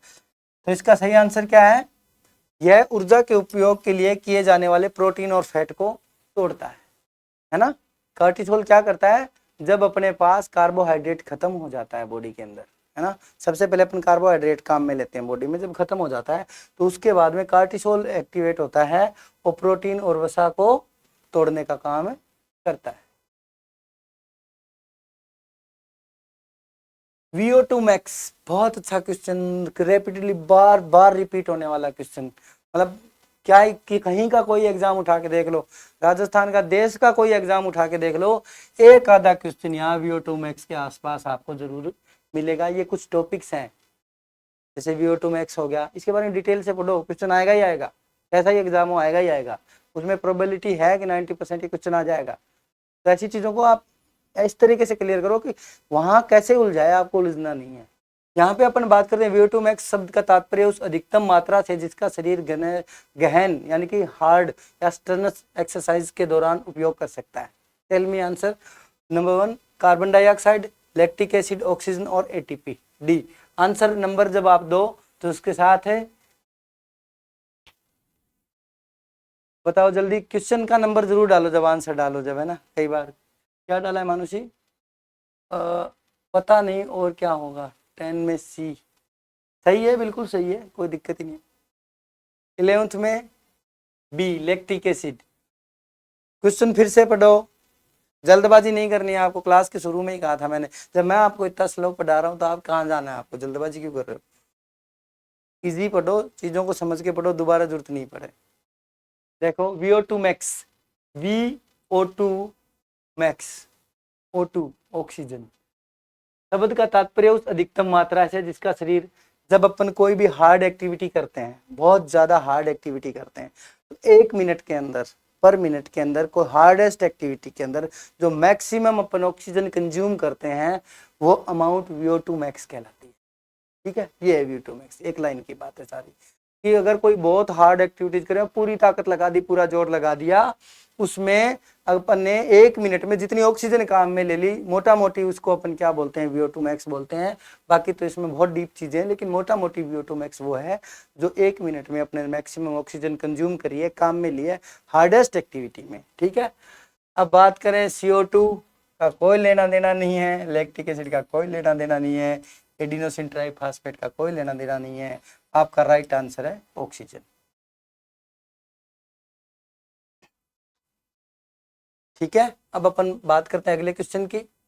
व्यायाम के लिए, व्यायाम के लिए हृदय प्रणाली की तत्काल प्रतिक्रिया में निम्नलिखित में से कौन सा शामिल है, नहीं है। कौन सा शामिल है? एक 3-4 क्वेश्चन ऐसे आते हैं जिनमें बीच में छोटा सा नहीं लिखा हुआ होता है, और उनमें से 4 आएंगे तो एक तो नहीं हमारे को दिखेगा ही नहीं, पक्का एक आधा क्वेश्चन इस नहीं की वजह से गड़बड़ हो जाता है। और ये जो होते हैं ना अपने मारवाड़ी भाषा में तावड़िए, तो जल्दबाजी करते हैं, वो तावड़िए नहीं को नहीं पढ़ते, इसलिए पहले नहीं को देखो फिर क्वेश्चन को पढ़ो फिर बताओ। बहुत इजी क्वेश्चन है ये भी, जल्दी आंसर करो, शाबाश। व्यायाम के लिए हृदय प्रणाली मतलब हार्ट की तत्काल इमीडिएट एक्शन क्या है हार्ट का? निम्न में से कौन सा शामिल नहीं है? अगर आप एक्सरसाइज कर रहे हो तो हार्ट हैंड टू हैंड क्या रिस्पॉन्ड नहीं करता है, वो आपको देखना है। इसमें से इजी क्वेश्चन है, नहीं को दिमाग में लगा करके फटाफट सोल्व करो इसको। नहीं डालोगे आंसर? चलो मैं ही करता हूँ। हृदय गति में वृद्धि, स्ट्रोक वॉल्यूम में वृद्धि, कार्डियक आउटपुट में कमी, काम कर रही मांसपेशियों में रक्त प्रवाह का पुनर्वितरण। 12th में डी नहीं होगा। देखो आपने एक्सरसाइज करी है ना, आपने व्यायाम के लिए हृदय प्रणाली तत्काल आपने एक्सरसाइज शुरू करी, हैंड टू हैंड हार्ट आप एक्टिवेट हो गया। आप जैसे ही भागना शुरू कर, चीजों को प्रैक्टिकली जोड़ो अपनी ट्रेनिंग के साथ जो आपने करी थी कभी। अब आपने जिस दिन कभी भी देखो आपने भागना शुरू किया है, अचानक से आपने आपके चले ग्राउंड में चले गए और आपने चलो ठीक है कि यार पहले थोड़ा रनिंग कर लेते हैं, आपने भागना शुरू किया है ना, तो क्या होगा? सबसे पहले हार्ट रेट बढ़ेगी नहीं बढ़ेगी? सोचना ही क्या है, बहुत इजी क्वेश्चन है। हार्ट रेट बढ़ेगी नहीं, हृदय धड़कना तेज होता है, धड़क धड़क धड़क करता है ना सिंपली। स्ट्रोक वॉल्यूम, जब हार्ट आपका काम कर रहा है, एक्टिवेट हो गया है, तो वो ब्लड को भी पंप ज्यादा ही करेगा, क्योंकि मसल्स को ज्यादा ब्लड की जरूरत है भाई। वो ब्लड जाएगा जब भी आपको फूड मिलेगा, जब भी आपको एटीपी मिलेगी, तो होगा क्या कि वहाँ स्ट्रोक वॉल्यूम मतलब जो स्ट्रोक वॉल्यूम एक पंप में जो हमारा ब्लड निकलता है उसकी मात्रा भी बढ़ जाएगी, तो हृदय गति भी बढ़ गई, स्ट्रोक वॉल्यूम भी बढ़ गया। उत्तर तो यहीं पे पड़ा हुआ है। स्ट्रोक वॉल्यूम होता है एक बार में जितना ब्लड बाहर निकलता है, अभी पीछे पढ़ाया था मैंने, अभी पढ़ाया था शायद दूसरे तीसरे क्वेश्चन में।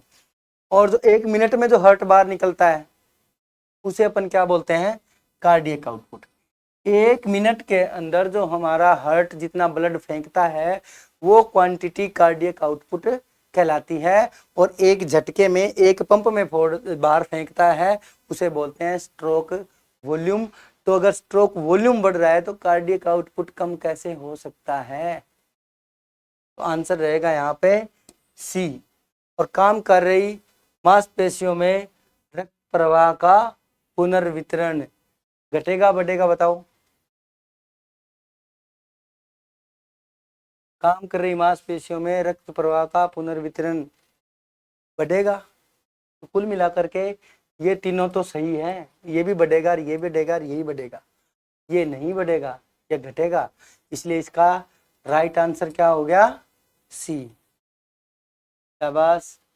आगे चलते हैं। व्यायाम के बाद सही कूल डाउन का क्या फायदा है? सब कूल डाउन करते हैं, एक्सरसाइज करते हैं, लिम्बरिंग डाउन, कूल डाउन, है ना, शीतलीकरण, अपने सिलेबस की भाषा में शीतलीकरण सब करते हैं ना। एक्सरसाइज करा, एक्सरसाइज में अपने बॉडी का टेम्परेचर जो है वो इंक्रीज हो गया, बढ़ गया है, तो आप क्या करोगे? कूल डाउन करोगे। तो कूल डाउन के क्या फायदे हैं बताओ? इससे इजी क्वेश्चन तो क्या ही देगा कोई आपको, बताओ फटाफट, शाबाश जल्दी बताओ। नंबर 13 लगा के आंसर कर दो। क्या हो गया? गलत हो गया तो इतना क्यों डर रहे हो? तुम तो ऐसे आंसर दे रहे हो जैसे मेन एग्जाम में ही बैठे हुए हो। तुम ऐसे आंसर दोगे तो कौन पढ़ाएगा तुम्हारे को? सामने से रिस्पॉन्स ही नहीं है। टू आपने जो है ना टीचिंग जो है 2 वे प्रोसेस, सामने से भी रिस्पॉन्स चाहिए होता है। शाबाश, शानदार, बहुत बढ़िया। छोरों का मतलब यहाँ क्या? छोर का मतलब क्या होता है? इंग्लिश में होता है एज। एज का मतलब होता है छोर कहाँ है, अपनी बॉडी के छोर कहाँ है? हाथ, पैर, पंजे, है ना, बिल्कुल सही। चोट का खतरा बढ़ता है, अगर अपन कूल डाउन करते हैं तो चोट का खतरा बढ़ता है? नहीं बढ़ता ना। आपको नहीं आता है मान लो क्वेश्चन, फिर भी ये तो पता ही है। रक्तचाप, एक्सरसाइज करोगे उसके बाद रक्तचाप में तेजी से गिरावट आएगी? नहीं, ठीक है। मांसपेशियों में दर्द बढ़ेगा? नहीं बढ़ेगा, कम होगा। छोरों में रक्त जो अपन एक्सरसाइज करते हैं ना, भागते हैं, दौड़ते हैं, एक्सरसाइज करते हैं, तो ब्लड भाग भाग के मसल्स की तरफ जाता है। कौन सी मसल्स की तरफ जाता है? हाथों पैरों के मसल्स की तरफ। तो ब्लड वहां रुक जाता है थोड़े टाइम के लिए। जब वहां पे ब्लड रुक जाता है तो क्या होता है, ब्लड वहां रुकने की वजह से हमारे ब्रेन को ब्लड की सप्लाई कम हो जाती है। ठीक है, तो फिर हमारे क्या होता है, जैसे खोपड़ी को ऑक्सीजन कम मिलेगा, ब्रेन को कम मिलेगा, तो हमें क्या आएगा, चक्कर। तो अपन वार्म अप के बाद शीतलीकरण कर लेते हैं, कूलिंग डाउन कर लेते हैं, कूल डाउन कर लेते हैं, तो ब्लड धीरे धीरे आराम से वहीं चला जाता है, पूरी बॉडी के अंदर वो सर्कुलेट हो जाता है और हमारी थकान खत्म हो जाती है। मांसपेशियों में दर्द बढ़ने की जगह क्या हो जाता है, कम हो जाता है। रक्तचाप में गिरावट की बजाय क्या हो जाता है, रक्तचाप में गिरावट कब होगा, जब हाथों पैरों में ब्लड चला गया। अब आपके बाकी बॉडी के अंदर ब्लड है नहीं, हार्ट में ब्लड कम है, तो आपका ब्लड बीपी डाउन ही तो आएगा, जब भी तो चक्कर आएंगे आपको, है ना। तो ये आपका आंसर हो गया यहाँ पर, एज या हाथों पैरों में रक्त जमाव की रोकथाम। नेक्स्ट क्वेश्चन लेते हैं अपन। सर इतने कम लाइव है, ऑफलाइन बच्चे क्लास नहीं लेते क्या? ये मेरी दूसरी क्लास है Manushi, this is my second class हूँ। वो एक इंट्रोड्यूसरी थी, इस सेशन में इस भर्ती की दूसरी क्लास ये। और टीचर वो अच्छा लगता है जो वो बताए जो बच्चे को पहले से आ रहा है ना। वॉलीबॉल पोल की ऊंचाई क्या है, नेट की ऊंचाई क्या है, कितने खाने होते हैं, ये सबको आता है, सब जगह है ये, है ना। लेकिन पढ़ना सब कुछ है, नो डाउट पढ़ना सब कुछ है। और रही बात क्लास की, तो अब रेगुलर क्लासेस आएंगी, तो पुरानी क्लासेस जहाँ कहीं मैंने ऑनलाइन पढ़ाया है वो तो अभी है नहीं नेट पे, तो वहाँ पे 200 200 250 250 ऑनलाइन भी रहते हैं, 10 10 हज़ार व्यू भी गए हो। तो चलो पुरानी बात, अब आगे देखते हैं क्या होता है। निर्जलीकरण का, डिहाइड्रेशन, निर्जलीकरण किसे बोलते हैं, डिहाइड्रेशन। हाँ 17 को डेमो क्लास है, 17 को सेमिनार है। Thank you Mansi. निर्जलीकरण का व्यायाम के प्रदर्शन पर क्या प्रभाव पड़ता है? अगर आदमी की बॉडी डिहाइड्रेट हो गई है ना, उसकी बॉडी के अंदर, अगर आपकी बॉडी के अंदर वाटर लॉस हो गया है, पानी की कमी हो गई है, तो उसका क्या प्रभाव पड़ेगा? ठीक है, बेहतर थर्मोरेगुलेशन। पहले इनके ऑप्शन पढ़ो, हमेशा क्वेश्चन को ध्यान दो, आराम से पढ़ो, जल्दबाजी मत करो। बेहतर थर्मोरेगुलेशन मतलब अपनी बॉडी का जो टेम्परेचर है वो अच्छा हो जाता है, टेम्परेचर का बैलेंस अच्छा हो जाता है, थर्मोरेगुलेशन। और दूसरा हृदय गति और शरीर के तापमान में कमी, रक्त की मात्रा और कार्डियक आउटपुट में वृद्धि, और हृदय संबंधी तनाव में वृद्धि और प्रदर्शन में कमी। फटाफट बताओ। निर्जलीकरण बताओ फटाफट, क्या प्रभाव पड़ेगा? एग्जाम्पल सब क्या आ जाएंगे बारी बारी से, फटाफट बताओ कौन सा आंसर आएगा इसका। डिहाइड्रेशन से होता क्या है पहले तो सिंपली समझो। लक्ष्मी सुमन डी, हृदय संबंधी तनाव में वृद्धि और प्रदर्शन में कमी। ठीक है,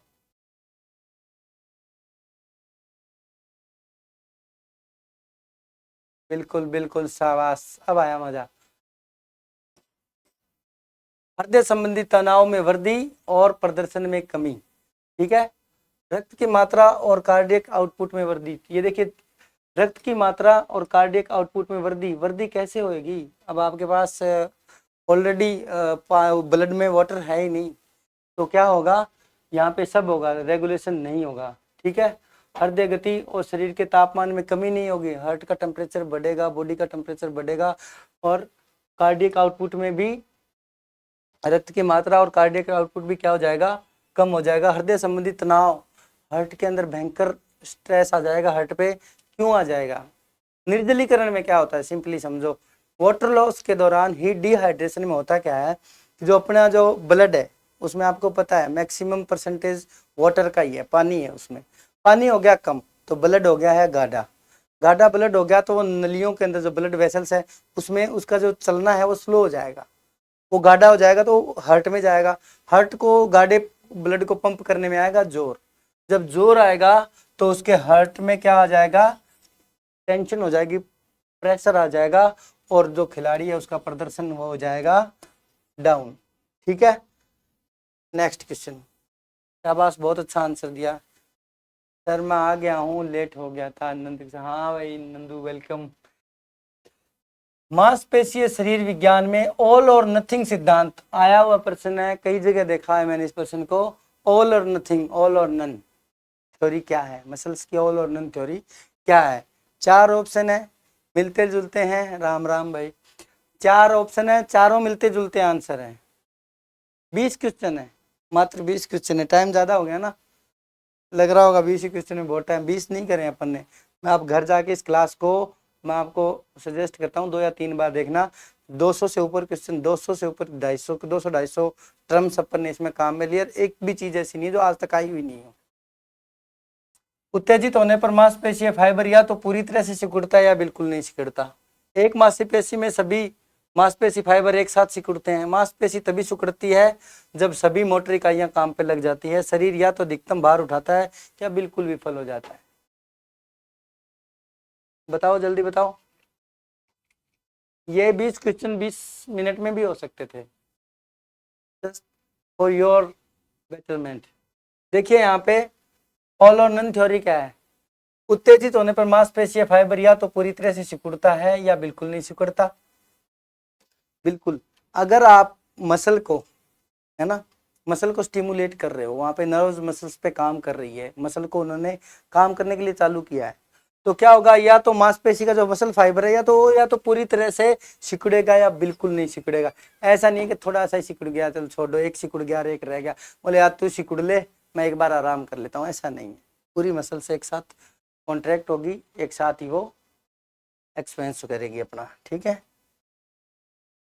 निशान लगा दिया था। हाँ, व्यायाम के दौरान सहानुभूति तंत्रिका, सिंपैथेटिक नर्वस सिस्टम है भाई ये, है ना, सिंपैथेटिक नर्वस सिस्टम है, सहानुभूति।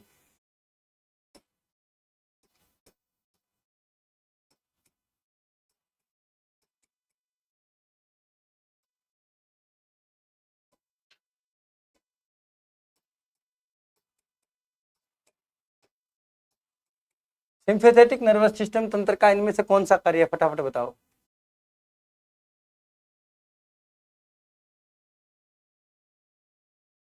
अस्सी तो बिल्कुल ही करा दिए, इसमें तो कोई शक नहीं है। ठीक है, तंत्रिका सिंपैथेटिक नर्वस सिस्टम क्या करता है बताओ।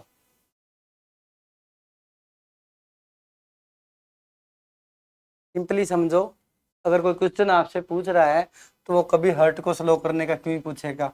आराम देने की तो उसको बात ही नहीं है खेलों में, है ना। पाचन को बढ़ावा देना नहीं, यहाँ पे क्या रहेगा?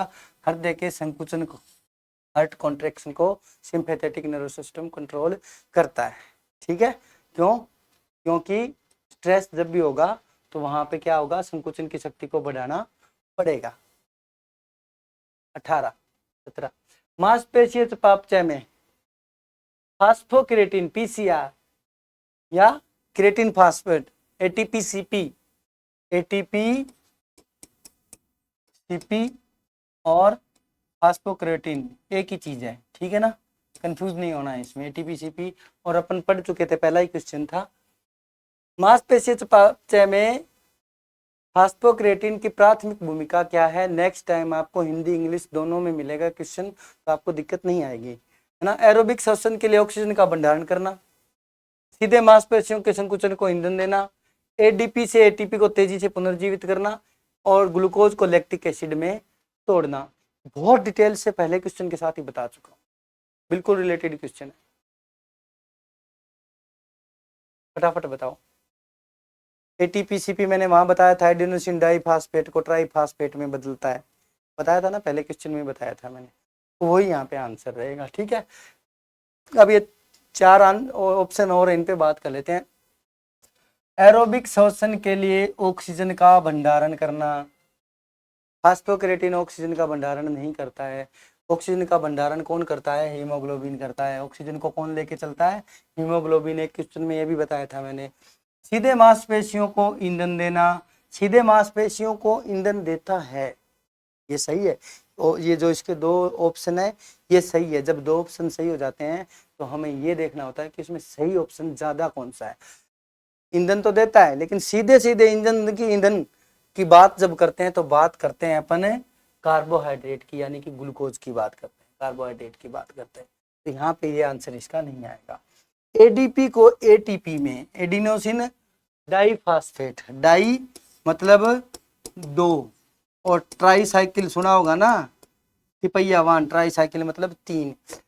डाई को ट्राई में बदलता है, मतलब इसमें क्या करता है ये, इसमें एक फॉस्फेट को जोड़ता है, एक फॉस्फेट को जोड़ता है, क्योंकि क्रेटिन फास्फेट है वो, उसमें क्रेटिन अलग हो जाएगा और वो एक फास्फेट है, वो डाई फास्फेट के साथ जुड़ करके क्या बना देगा, ट्राई फास्फेट। डाई फास्फेट के साथ जुड़ के क्या बन जाएगा, ट्राई फास्फेट। तो यहाँ पे आंसर रहेगा आपका सी। बात करते हैं नेक्स्ट क्वेश्चन की। सी, आपने सी दिया था, बिल्कुल सही आंसर है। मंच तैयारी अच्छी है आपकी। मैराथन जैसी लंबी दूरी की घटनाओं में दीवार से टकराने, हिट द बॉल, एक टर्म यूज होती है अपने स्पोर्ट्स ट्रेनिंग के अंदर, हिट द बॉल। आपको बतानी है कि वो क्या है। मैराथन जैसी लंबी दूरी की घटनाओं में दीवार से टकराने की भावना किसके खत्म होने से सबसे ज्यादा जुड़ी हुई है, आपको ये बताना है। ठीक है, क्या चीज खत्म हो जाती है जब आदमी को चक्कर आते हैं और वो कभी यहाँ गिरता है कभी वहां गिरता है ना, ऐसे हो जाता है ना, भागते भागते अब भिड़ेंगे किसी चीज के, है ना। हिट द बॉल एक कंडीशन आती है। सिंपली जब तक आपके पास एनर्जी है, जब तक आपके पास एनर्जी है, तब तक आपके पास फूड है, मसल्स के पास फूड है, एटीपी है, तब तक आप किसी के नहीं भिड़ोगे, आप भागोगे, है ना। तो बताओ इसमें स्थिति कब आती है। इसमें आपको एक हिंट दे देता हूं मैं,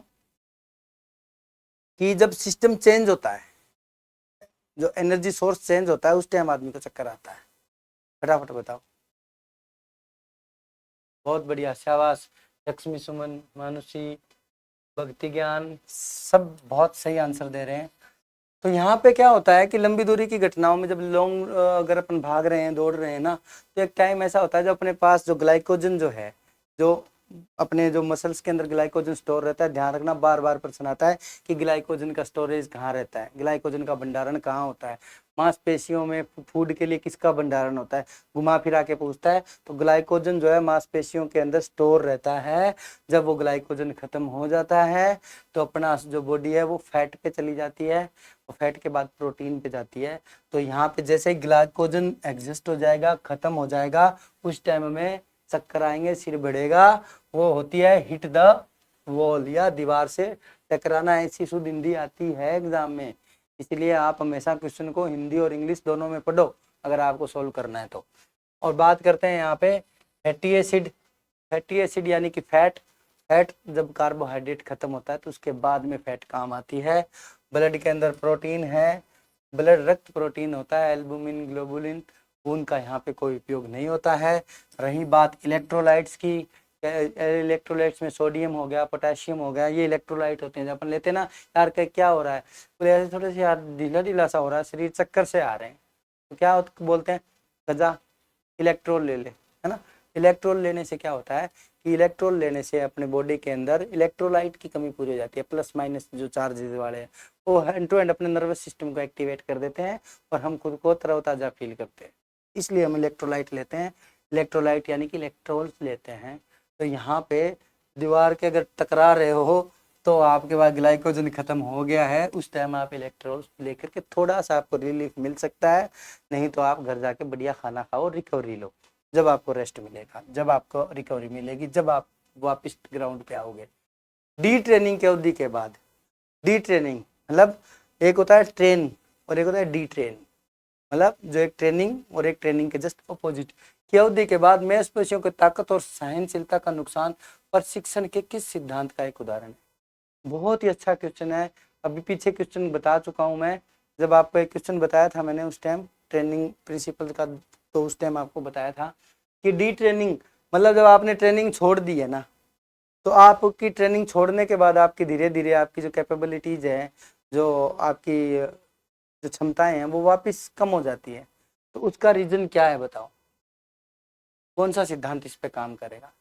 ट्रेनिंग के सिद्धांत रट लेना, ट्रेनिंग के सिद्धांत 7-8 ट्रेनिंग के सिद्धांत है ना, जो उनमें से एक क्वेश्चन 100% आता है, कोई सा एग्जाम हो चाहे, ट्रेनिंग में क्वेश्चन ही वही बनता है मेन, बाकी तो बनाने पड़ते हैं, ये तो सीधा सीधा बनता ही है।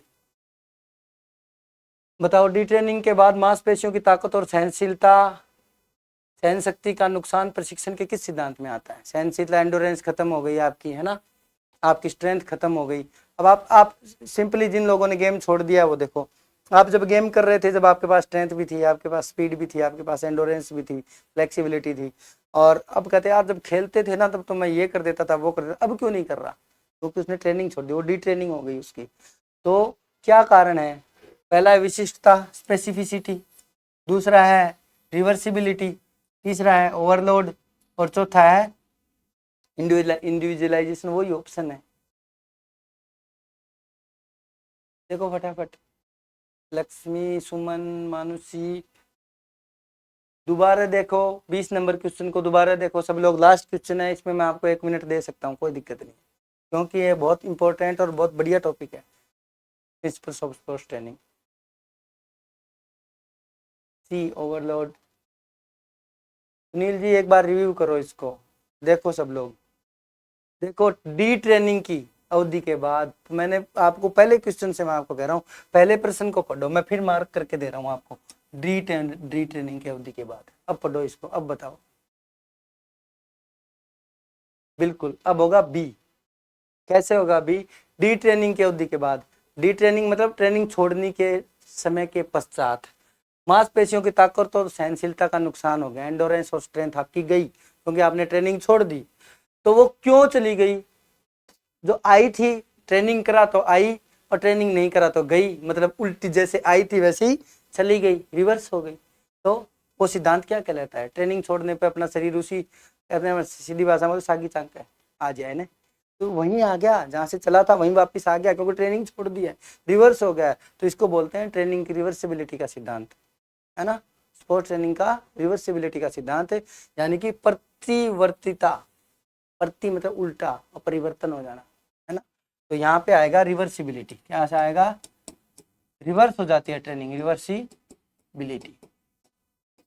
ठीक है, जाके पढ़ना, सबसे अनुरोध है, जाकर के आज एक बार जाना और जाकर के ट्रेनिंग प्रिंसिपल्स पढ़ना, 7-8 हैं, बहुत कुछ क्लियर हो जाएगा। और ये विशिष्टता, इसमें विशिष्टता का मतलब क्या है? गेम के लिए स्पेसिफिक। और ओवरलोड का मतलब, ओवरलोड तो ओवरलोड ही है, प्रोग्रेसिव ओवरलोड होता तो कोई बात थी, ओवरलोड से तो क्या होता है? ओवरलोड से ये जरूर होता है कि अगर आप उसको, किसी प्लेयर को ओवरलोड दे दोगे ना, ओवरलोड होते उसके क्या होगा? मसल रैप्चर हो जाएंगी, मसल्स फट जाएंगी, और भी कोई उसको दिक्कत हो सकती है। और व्यक्तित्व यानी कि पर्सनैलिटी लिख रखा है ना। वैसे तो इसका मतलब सीधा सीधा पर्सनैलिटी है, लेकिन व्यक्तित्व का मतलब क्या है? इंडिविजुअलाइजेशन, यहाँ पे अपन को पकड़ना था इस वर्ड को।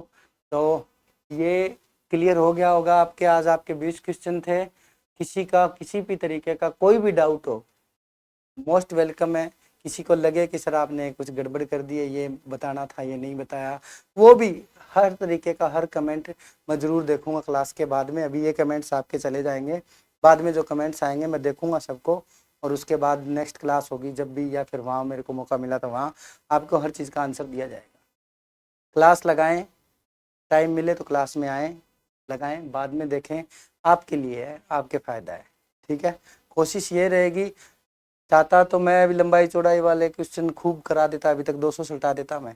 जिस तरीके की मेरी स्पीड है तो मैं तो एक दिन में पूरा सब्जेक्ट भी ऐसे करा देता हूँ, खड़े खड़े बोल के भी, उसमें कोई इश्यू नहीं है। लेकिन चीज़ें वो पढ़ो जो आपने अभी तक आपके आगे नहीं आई हैं, तो आपको फ़ायदा मिलेगा, कॉन्सेप्ट को समझो, है ना। सर कल कौन सी यूनिट होगी? कल इंडिपेंडेंस डे है, कल अपन स्वतंत्रता दिवस बनाएंगे। और 17 को एक बार आप सब लोग जो जहाँ से भी हों, 17 को एक बार आए आप रिद्धि सिद्धि पे, इस वाले को पढ़े आप। अच्छा, एक क्वेश्चन और रह रहा है, सॉरी। व्यायाम के लिए निम्नलिखित में से कौन सी अंतःस्रावी प्रतिक्रिया लाल रक्त कोशिका के उत्पादन में वृद्धि का कारण बनती है? जल्दबाजी करके, है ना, बताओ फटाफट। होगी, पहले ही बता दें, हम तैयारी करके आएंगे। बिल्कुल, आप तैयारी करके आओगे तो आपको अच्छा लगेगा। अभी तो ये मान के चलो कि मैं मेरा जो सब्जेक्ट मेनली जो मुझे पसंद रहता है वो है स्पोर्ट्स ट्रेनिंग हो गए, बायोमैकेनिक्स हो गई, किनेसियोलॉजी हो गई, एनाटॉमी हो गई, मोस्टली मुझे यही पढ़ाना अच्छा लगता था। अभी तो थोड़े टाइम तो ये चलेगा, है ना। तो अभी आप इसको एक बार फिर से लास्ट क्वेश्चन को और सॉल्व करो, है ना। व्यायाम के लिए निम्नलिखित में से कौन सी अंतःस्रावी प्रतिक्रिया लाल रक्त कोशिकाओं के उत्पादन में वृद्धि का कारण बनती है? कौन सी जो प्रक्रिया है जिससे आरबीसी फॉर्मेशन होती है? आरबीसी निर्माण निम्न में से कौन से हार्मोन से होती है? सीधा सीधा प्रश्न है, बताओ फटाफट। 20वें क्वेश्चन का नंबर लगा के आंसर दो। हाँ ना, बिल्कुल। वक्त क्या 19 हुए हैं, अभी 20वां कर लेते हैं। चलो बताओ फटाफट। ये तो बहुत ब्लड डोपिंग में आती है भाई, ये चीज डोपिंग का आपका टॉपिक है, ये ब्लड डोपिंग में भी आती है वो चीज। बताओ इनमें से कौन सी चीजें जो हम फ्रिक्वेंटली लोग यूज करते हैं, कौन कौन से हार्मोन है ये बता दो। चलो भक्ति ज्ञान, शाबाश, बहुत बढ़िया। ओम प्रकाश जी बहुत बढ़िया। देखो इंसुलिन देते हैं किसको, ये यही तो आप ही बता दो, लास्ट में अभी बता देता हूँ। इंसुलिन किसको देते हैं, शुगर के पेशेंट को देते हैं इंसुलिन ग्लूकागोन, है ना। किसको देते हैं, जिसके ग्लूकोज का लेवल ब्लड के अंदर अप डाउन हो जाता है ना, ये दोनों वहाँ काम आते हैं। ठीक है। एड्रेनलिन, एड्रेनलिन कोई एक्टिविटीज को फास्ट एक्टिवेट करने के लिए एड्रेनलिन निकलता है अपनी बॉडी में। इरिथ्रोपोइटिन क्या काम आता है, इरिथ्रोपोइटिन क्या होता है कि जो हमारा बोन मैरो अस्थि मज्जा है उसको एक्टिवेट करता है, इस चीज के लिए कि वो ज्यादा से ज्यादा मात्रा के अंदर क्या बनाए, आरबीसी बनाए। कुछ लोग ईपीओ का इस्तेमाल करते हैं इरिथ्रोपोइटिन का ऊपर से एज ए ड्रग्स या एज ए मतलब परफॉर्मेंस डेवलपमेंट के लिए काम में लेते हैं, डोपिंग में आता है। इससे क्या होता है, परफॉर्मेंस में डेवलपमेंट होता है। क्यों होता है, क्योंकि उसकी बॉडी के अंदर ऑक्सीजन की जो कैचिंग पावर है वो बढ़ती है, क्योंकि उसके पास क्या ज़्यादा हो गई है, आरबीसी। तो आरबीसी जैसी ज़्यादा होती है तो हमारी बॉडी में परफॉर्मेंस आती है। ठीक है, तो यहाँ पे इरिथ्रोपोइटिन आ गया, इसका आंसर रहेगा सी। ये थी आज की क्लास। अब बात करते हैं अपने इसके बारे में, मैं पेज नंबर देख करके। अब हमारा सेमिनार है 17 को, अब किसी को कुछ पूछना हो तो फटाफट पूछ लो। 17 को सेमिनार है, ठीक है, और 10 बजे है। कितने बजे है, 10 बजे। जगह बता देता हूँ, रिद्धि सिद्धि, रिद्धि सिद्धि। भाई ये रिद्धि सिद्धि ऐसा नहीं लिखा जाएगा, रिद्धि सिद्धि चौराहा, सिद्धि भी ऐसे नहीं लिखा जाएगा। रिद्धि सिद्धि सर्किल जयपुर में अपने 10 तारीख को, सॉरी 17 तारीख को 10 बजे मॉर्निंग में हमारा सेमिनार है। आप लोग आएँ, आप आएंगे हमें बहुत अच्छा लगेगा, हम आपसे मिलेंगे, बात करेंगे। ठीक है, और जल्द ही हम ऑफलाइन से जो हमारी क्लास है उस दिन हम देखेंगे, बात करेंगे बच्चों से, जो सूटेबल डेज हो गए उसके हिसाब से डेट हम उस दिन डिसाइड करेंगे। बिल्कुल टेस्ट सीरीज़ भी मिलेगी, सारी चीज़ें अवेलेबल होगी आपको, टेस्ट सीरीज़। और ये भी ध्यान रखना कि हमारे पास ऑनलाइन और ऑफलाइन दोनों मोड्स आपको मिलेंगे, ऑनलाइन और ऑफलाइन दोनों मोड्स मिलेंगे। नोट्स जो भी मटेरियल रहेगा अपग्रेडेड मिलेगा। नॉर्मल जो चीज़ें आती है, बिल्कुल बेसिक जो चीज़ें आती है, जो साधारण क्वेश्चन आते हैं, बिल्कुल नीचे से उठ के आते हैं, बिल्कुल जो क्वेश्चन हर किसी को आते हैं वो भी आपको मिलेंगे। और आपको वो मटेरियल भी मिलेगा जो आपको लगेगा कि यार काश मुझे पहले मिलता तो मैं इसके बारे में और डिटेल से पढ़ लेता, है ना। तो चीज़ें रह जाती है, सबसे रह जाती है, चीज़ें छूट जाती है। इसलिए लंबा चौड़ा अनुभव है हमारे पास, बहुत सालों से फिजिकल एजुकेशन पढ़ रहे हैं, पढ़ा रहे हैं, तो ऐसा कोई चक्कर आपके पड़ेगा नहीं कि आपको कोई दिक्कत आए। एग्ज़ाम क्रैक करने के 100 तरीके होते हैं, हमारे पास 101 है, तो कोई दिक्कत नहीं है। आप जुड़िए, आपको बहुत अच्छे से पूरा सब्जेक्ट करवाया जाएगा, कहीं कोई दिक्कत नहीं आने दी जाएगी। पुराने जो बच्चे इनमें जुड़े हुए हैं, आप जो पढ़े हुए हैं, मैं तो ये कहता हूँ जीके पढ़ो, ये सब्जेक्ट तो पास मैं करवा दूँगा, कोई इशू है नहीं इतना, है ना।